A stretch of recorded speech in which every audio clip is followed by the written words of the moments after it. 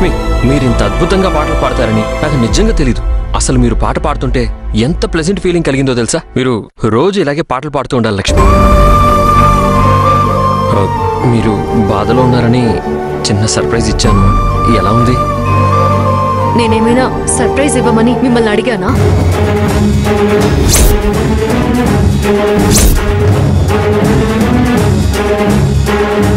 ఎందుకు ఇంతలా ఇరిటేట్ చేస్తున్నారు?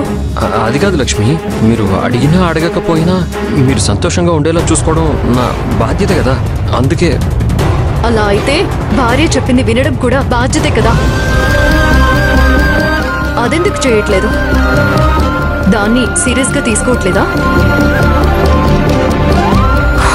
అందుకే నేను చెప్పింది చేయండి, అంతేకాని నిజం దాచేసి నటిస్తే దాని నుంచి వచ్చే ఆనందం కంటే బాధ ఎక్కువగా ఉంటుంది.